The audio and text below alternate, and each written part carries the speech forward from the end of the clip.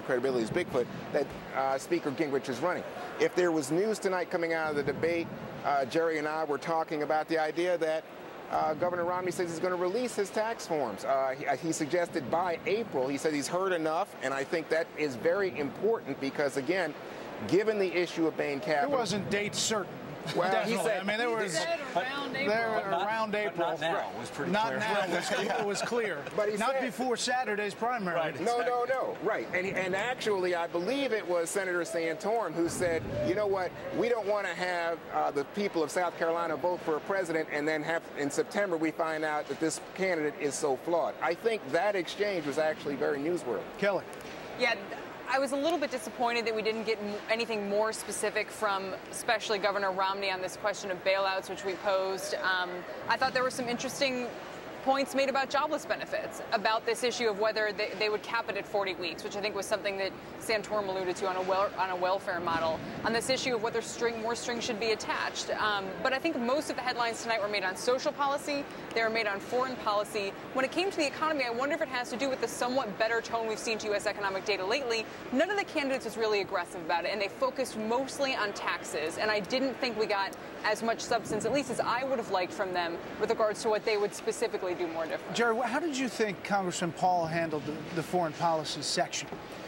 You know, he's divisive on that subject, and you could see it on the stage among the candidates. You could hear it in this hall. You know, the people who agree with Ron Paul, which is to say, people who think we're wasting money on the military, we're way too involved overseas, and we're too adventurous to the point where we're now stumbling into a war with Iran.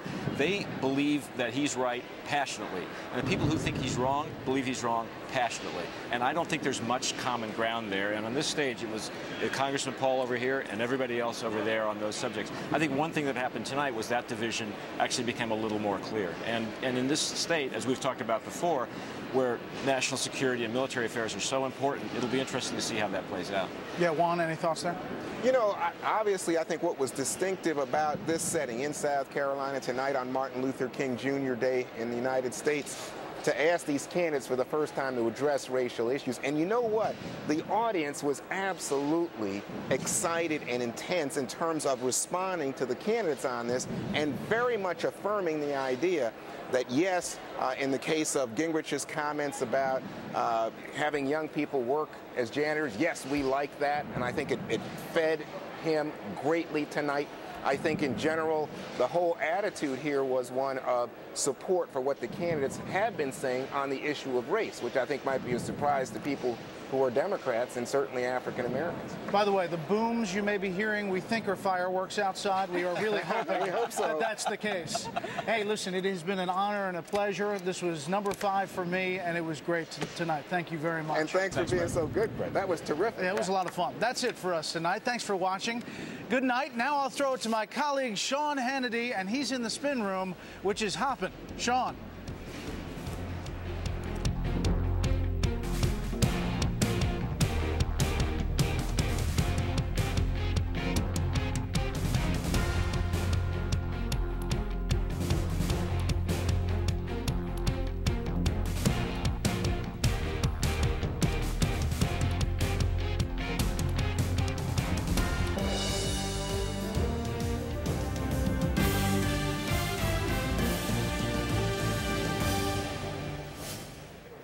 And welcome to this special post-debate edition of Hannity. We're live in Myrtle Beach, South Carolina, and tonight the 5 remaining GOP presidential hopefuls, well, they duked it out on stage in what was a make-or-break debate for some of the candidates ahead of the primary in this all-important state. Now, over the next hour, you will hear directly from Mitt Romney, Newt Gingrich, and Rick Santorum.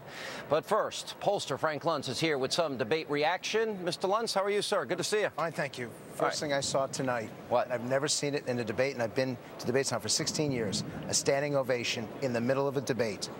Remember, there's only 5 candidates up there, so you would assume that only 20% would award them their support. Newt Gingrich got a standing ovation, and he did so fighting with your own Juan Williams over the whole welfare issue. Well, he did have an interesting run and interesting line there, and I'll ask him about it when he's on a little later.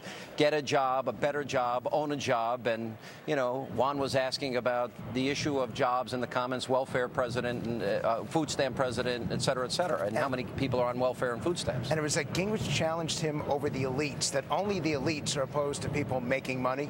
Only the elites are opposed to income. It just lit up the audience, and they continue to applaud right into the commercial break. All right, now speaking of lighting up the audience, I think we've got what sounds like fireworks going off behind us here in South Carolina. All right, now, who, in your opinion, won the debate tonight? Well, the issue now is it's different between who won the debate and who wins in South Carolina. Yeah, but we ask you that question every single time we have you on. You've come up with an answer every time. Gingrich had more of the applause lines, more of the sound bites when he talked about defense policy. And it sounds like he's blowing up out there right now. This is the grand finale because you stepped on the stage, Frank. So yes, this is like Fort Sumter all around me. This is live television. Yep, this is live television. Gingrich, on several different occasions, he talked about how 99 weeks is an associate's degree. You should be able to find a job within 99 weeks. He talked about, and I think the best line of the entire debate was, Andrew Jackson had a good idea what to do with our enemies. Kill them. Those kinds of statements are what propelled Gingrich to the leader of the pack back in December until Mitt Romney's super PAC took him down. I think you'll see some movement from this debate. All right. Now, right now, Mitt Romney has about an 8-point lead if you look at the real clear political average. New polls coming out all the time, but he has pulled away slightly. Will this debate have an impact? How much do you think? Well, the issue for Romney is that he was attacked for the first 15 minutes on Bain. And that the entire conversation, and this is where you and I may disagree, I think this will have long-term negative consequences. And I think it's Mitt Romney's right to say to the other candidates, be very careful what you say. Because economic freedom, if you start to undermine the principles of capitalism and the free market system, you are undermining your re-election hopes, and you're undermining Republicans from the top of the ticket all the way down. All right, that came up, but, you know, Charles Krauthammer said coming into this debate tonight that Mitt Romney needed a good answer for that question. Did Mitt Romney meet the standard that Charles Krauthammer had set up for him? Every time that he gets a question like this, he pivots against Obama, which is a very smart approach. Mitt Romney has taken the high road when it comes to other Republicans, at least in his debate performances. Now, his super PACs have been attacking the others viciously. But you got to give Mitt Romney credit. When he stands before the stage, and there'll be about 7 million people who watched him tonight, when he does it there, he is very loath to attack other candidates.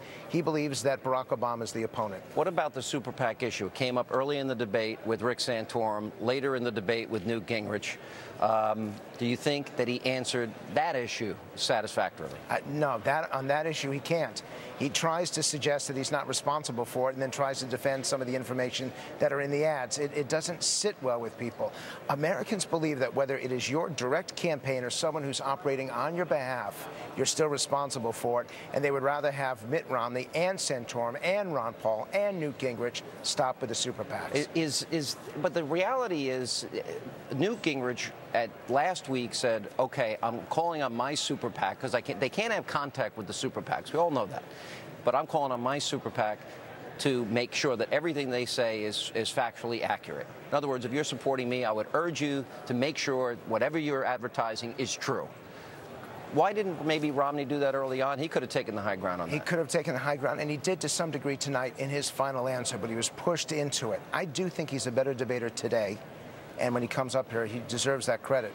The other candidates have made him quicker on his feet and have made him more impressive when it comes to not only defending his record, but explaining a vision for the future of the country. Let's go to the specific exchange early in the debate between Rick Santorum, Senator Santorum, and Mitt Romney. Now, it wasn't over the most crucial issue about prisoners having the right to vote, convicts, felons, but it was interesting. It also dealt with the super PAC issue as well. Who got the better of that exchange? When Romney said to Santorum, stop it, there's something that I've learned in all the testing and all the focus groups. 3 words are better than 4. 2 words are better than 3. Stop it wins that conversation. So you think that, in that sense, Romney won that exchange? Santorum needed to draw a distinction, and Santorum was able to achieve tonight the differences between him and Mitt Romney. And there are very few differences between Santorum, Gingrich, and Perry. But if Romney were more explicit about his response to these attacks, he would be more effective up on the stage. All right, let's talk about Rick Perry and Governor Perry and also Ron Paul. How'd they do in the debate? Rick Perry has done an increasingly impressive job, and maybe too little too late, but he was clearly the outsider, and he drew a distinction between the other candidates, and whenever they would argue with each other, Perry would try to jump in to say, hey, I'm not from Washington. I'm not one of these. But is that kind of repetitive? Is that going back to the states? I agree with him, actually, on substance. He was the first candidate to talk about a war on religion, which we know that Republicans in South Carolina care about, and a war in the Catholic Church. He was the first candidate to raise economic issues, to raise the tax issue. But here's what I thought was interesting. Mitt Romney said that the top tax rate should be 25%. Right. Then Newt Gingrich said 15%. Then Ron Paul said 0%. 15% flat tax. It got lower and lower and lower. As Ron Paul said 0. 0. How do you go below 0? Yeah, well, you can't. But, all right, Frank Luntz, appreciate your analysis. Got it, Sean. All right, thanks so much for being with us. And coming up, the candidates are now starting to enter the spin room where we are. And former Massachusetts Governor Mitt Romney, he's up first. He'll join us next. And then still to come, right after Governor Romney, you'll hear from former Speaker Newt Gingrich and former Senator Rick Santorum. We'll have much more of this special post-debate edition of Hannity. We're live. We're in beautiful Myrtle Beach, South Carolina, as we continue.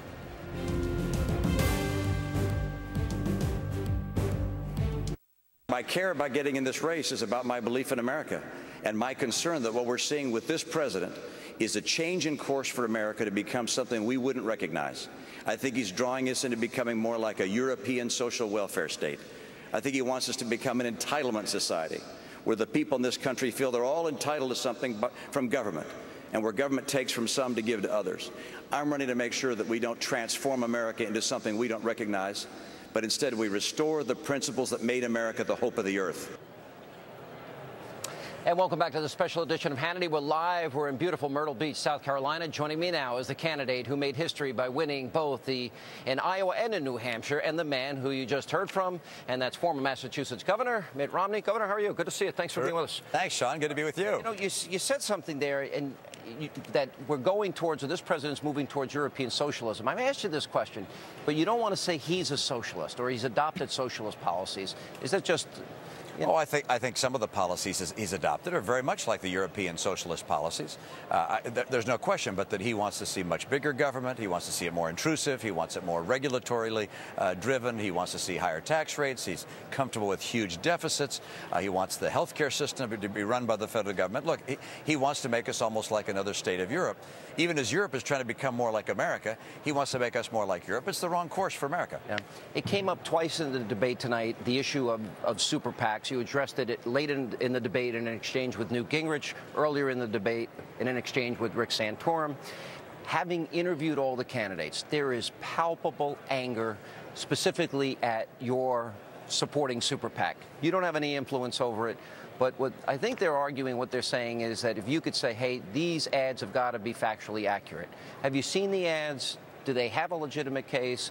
Can you say to them, you know what, I don't agree with that. That's got 3 Pinocchios, 4 Pinocchios, or whatever it is, and say maybe it's time to pull that? Look, and I've said time and again, anything in the ads that's not accurate, please take it off. Look, the other guys on the stage, they have plenty of warts to point at without having to make up they have plenty of Pinocchios as well?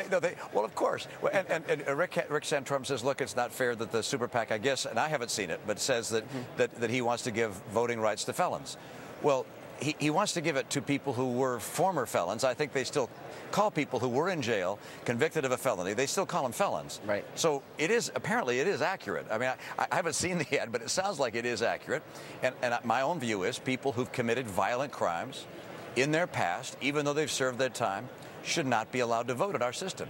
His view is they should be allowed to vote. And that's why I guess the super PAC ran that ad. But again, I haven't seen it. We'll let him describe it. Look, this whole idea that there are these organizations out there that run ads that we as candidates can't even talk to, can't tell them what to do and what not to do. It's an outrageous setting, and it makes us all uncomfortable.